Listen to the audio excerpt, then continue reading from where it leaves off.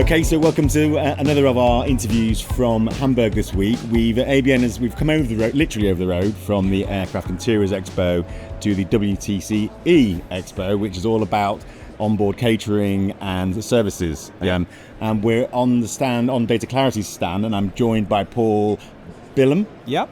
Who's you're the CRO Yep, of that's right. Data Clarity. Welcome, Paul. Thank you. Just start off by telling us about what Data Clarity does. The clue is in the name, I'm sure. But, hopefully that gives you some insight. But yeah, we work with primarily airlines and then the airline catering companies to provide end-to-end systems for their retail programs. Yeah. Today we work with EasyJet and Donata, where we do a lot of the back-end integration of systems, along with helping them manage their warehousing, look at the data that comes from the onboard sales, and look at optimizing what they're carrying on the planes as well.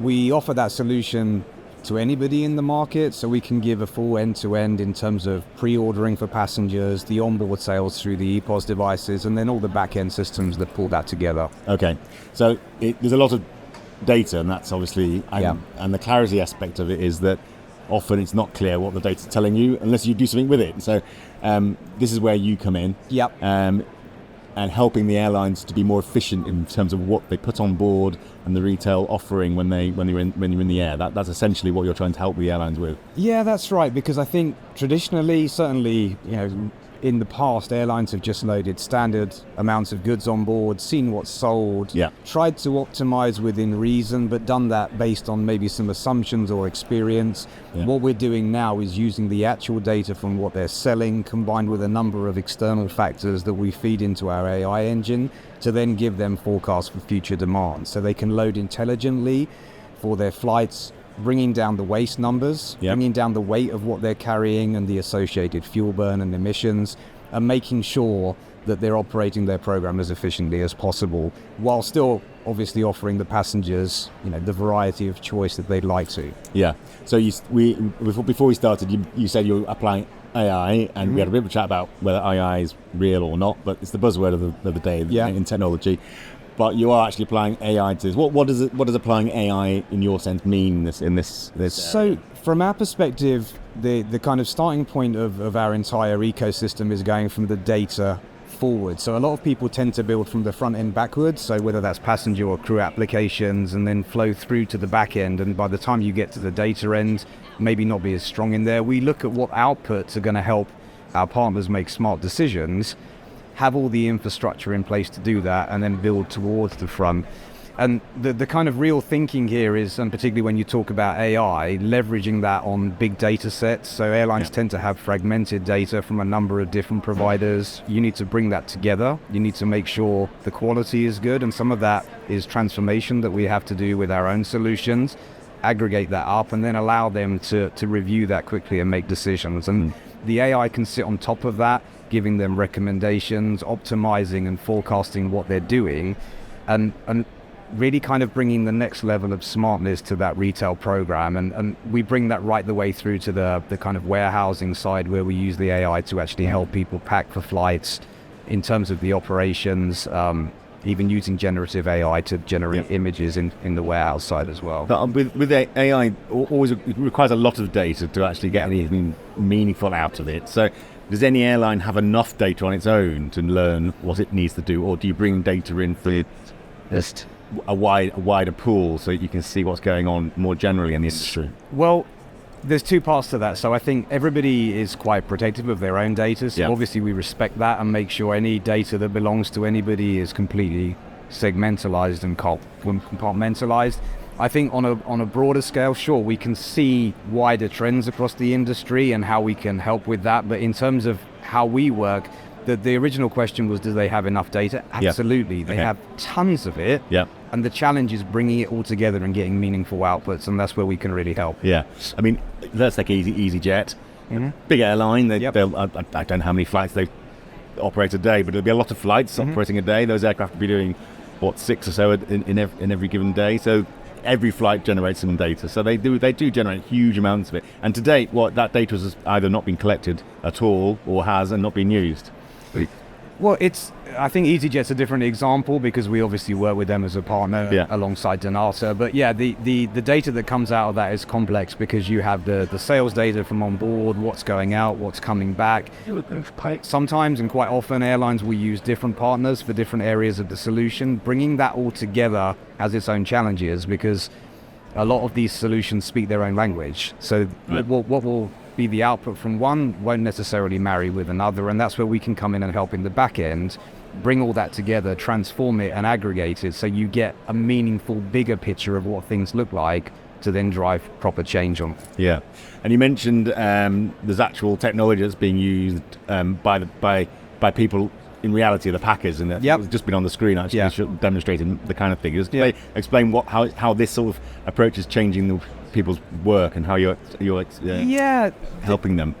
So on that respect, if you move away from the traditional model of loading a trolley with standard quantities for each flight and look at a more dynamic load on a kind of a per flight basis or per aircraft basis, that brings with it a new challenge because the people who are working physically packing the trolleys are used to packing in a certain way where everything's the same in each straw. Yeah. What we've now done is built up a solution where the people in the warehouse actually wear a scanner on their ring finger. They will scan an individual tray for the trolley and it will give them a generative AI 3D image of what needs to go in there so they can very quickly... And they're wearing a tablet on their arm and they wear a scanner on their finger. Right. And the idea being that we're very aware that operationally asking people to change from doing kind of a repetitive similar thing to doing things differently for every single trolley, every single cart that goes out to the flights is a big change for them. How can we use the technology to make that easier? And I think we've landed in a place and that solution is now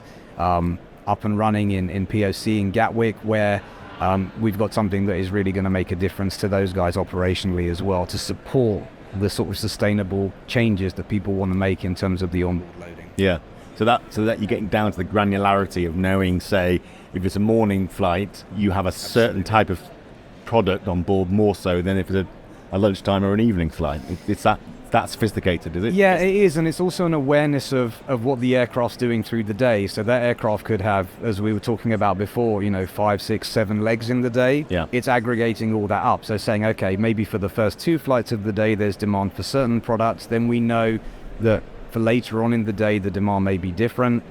At some point, they may be then uplifting and picking up some fresh. Building that in and giving a complete forecast for the aircraft across the day, again, to make sure it's loaded in the most optimal way, make sure the passengers are still able to get their first choice, because we know from the airlines that's important. They don't want to be bringing it right down to razor thin, because then passenger satisfaction drops down, but optimizing what's on there, particularly in mind of the space and some of the aircraft as well. Yeah, and when you talk to you obviously talk to the airlines all the time. There's a perception out there if anyone who flies, because flying's expensive, the airlines make a lot of money. The truth is they actually don't make huge amounts of money. The margins are quite thin, so anywhere they can make more, retail is one of them. Yeah, it's not going to change the dial massively because you're not going to retail huge amounts on board. But the airlines are desperate to find any way they can to improve their income, their revenues, and ultimately their profits. Are they looking at this really seriously now as being a revenue stream? Because it is complicated. There's a lot of logistics involved. Mm-hmm. So you might think, to be honest, this isn't going to change the dial too much. But actually, you can over the size of an air like a Ryanair, if they do it correctly, they can make a good amount of money out of doing this properly. For sure, and I think the low-cost airlines, the onboard retail is a very, very significant piece of the business. Yeah. It's a real game changer for them, and having those programs run efficiently as possible, again, makes a difference, because if you look at the weight and associated fuel burn from carrying stuff that doesn't sell, it does 2 things. It costs you in hard costs of fuel, CO2 offset, and then it works against you in the sustainability goals. Everybody's working towards their sustainability goals over the next 5 years and bringing emissions down. The last thing you want to be doing is carrying extra weight, which costs you money in fuel, even regardless of whether it's selling or not. So it's, these programs, a lot of them are quite mature, and this is now how do you really trim that in and match up what you're carrying with passenger demand. Yeah, Yeah, because as sustainability becomes more important and actually mandated, the temptation might just be, let's just not bother with this. It's adding weight to the aircraft. Let's just not do it. But do it intelligently, and you can get a win-win out of it. Yeah, absolutely. And I think it's one of the key points as well. We talk a lot about AI, and you hear it a lot at the show. AI itself, and we're using it to produce the forecasting and the generative AI packing, that can generate a lot of power demand, water demand to cool the computers that run it. Using AI spuriously actually works against you in your sustainability goals. So you need to look at what you're doing, the impact of that, versus whether you're offsetting carbon, whether you're reducing waste. And it's one thing I'm kind of keen to see, because there's a lot of push and innovation in the AI side, but it needs to be carefully managed, that we're not just doing spurious things. It's creating a downstream impact that goes against what we're trying to do in terms of... It is the hidden impact, isn't it? No, everyone thinks tech is magic and runs on fairy dust, but it doesn't. There's some serious industrial units out there that allow this stuff to happen. I've visited a few myself, and not only are they big industrial units, they've got backup power. So I've been to one big centre diesel generator sitting there just in case the power goes down. I mean, this is where the internet actually exists, or data centers and AI. So people don't really realize there's a potential cost there and an impact. And we're very aware of it. We use a lot of AI within our business that helps us move quicker, so we can deploy new code on our systems, enhancements with using AI, but we also need to make sure we're using it responsibly and not just using it to generate a lot of LinkedIn posts or something else that are having a downstream impact. And we feel like we're doing the right thing with it, and we're certainly aligned with the goals of the airlines and where they're trying to get to in terms of the sustainability side of things. So what's coming up? What's in the future for data clarity? I'm sure you're always trying to innovate and make better, do better things and make better decisions for your clients. Absolutely. I think there's a few things for us. We do offer the end-to-end solution, so we look at the onboard sales side of things and where we can help with that.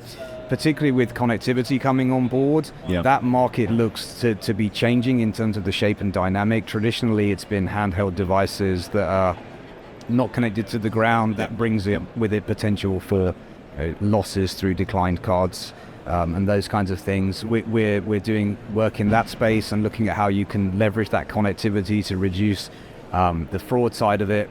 We are able to offer pre-order, so passengers are able to actually offer before the flight. And again, if you feed that into the forecasting, so people are ordering before they go on board, combined with the forecast, you can even thin that down further in terms of demand versus what you are loading on board. And then really our specialty is on the back end side of things, integrating with multiple solutions, aggregating that data and making sure the outputs are meaningful as well. And on the AI side of things, we continue to take further data from different sources to fine tune. When we're doing the forecasting, we look at things like sports events, even weather, because all these things play a factor in the onboard demand. And as we move forward, we continue to train the engine and get smarter, because we effectively mark our own homework. We look at how close our forecasts are and how accurate they are, and they're pretty good, but they can always get better. And the more data we input, the better it gets. So the positive feedback. Yeah, exactly. Over the road, there's a whole bunch of guys out there with amazing screens, the modern connectivity, the satellite connectivity, which is becoming the more ubiquitous. So these aircraft are now becoming fully connected machines now throughout the whole flight. So the opportunity to retail, even if it's not physically to have the product on board, is getting much more possible, much higher. Is that a part of, does data clarity sort of play a role there, where the screen sitting in front of you for 9 hours is a retail unit, isn't it? It's a retail absolutely. Experience. We the stuff that we would offer for pre-order and e-commerce can easily be integrated on board, especially with connectivity. You can use the same mechanics to be able to go and place an order for something like a post-flight delivery or a pickup at the gate. I think the entire industry is evolving quite rapidly with this. We're seeing the advent of a lot of airlines rolling out high-speed internet, so Starlink and stuff, and it's the kind of the balance between how that fits versus the traditional service. And yesterday I was on a panel where we were talking about human touch versus the crew. I think the airlines still see a lot of value with the crew on board and the sales they make, and it's how that model is going to change and evolve, particularly with the the younger generation of passengers coming through and what their expectations and needs are going to be as well. Yeah, I saw a presentation earlier in the week, or potentially a robot dispensing drinks down the Nile, but it just seemed really inhuman, and not sure that everyone in the room really thought that was a great use of technology, but who knows? No, and I think on board, there's always the thought of the amount of space you have, using it the most efficiently. I've seen things in restaurants where you have the robotic waiters that deliver the drinks. I think on board, certainly where we are today, a lot of the use of technology can be up to the onboard to make sure what you're taking is optimized, and then from the connectivity standpoint, giving the passengers additional touch points. So maybe being able to order from their seat and having that come through into a crew device, which is something we're able to support. Or even place an order in the air for something you're not going to physically interact with and have it delivered to home. All these things are kind of coming out there, and every airline has their own aspirations and direction they want to take. Yeah. Okay, our time's nearly up, but just a quick word on how it's gone this week. You presume we have a lot of airlines coming over here and seeing what's on this side of the road. What's been the general feeling? I think it's been very good. So yesterday we had a lot of conversations, both with existing kind of people we know and potential new partners. The interest in the kind of optimization and on-demand forecasting is clear and there. From my perspective, I'm definitely sensing a bit of a change in the industry. There's new people coming in. We're much more open to collaboration, so working with other people to bring the airlines the best possible solution, where maybe we do part of it and partner with other people. And I think my sense is that there's a readiness for change. There's been a lot of talk, I've been coming here for years, about sustainability, about waste reduction.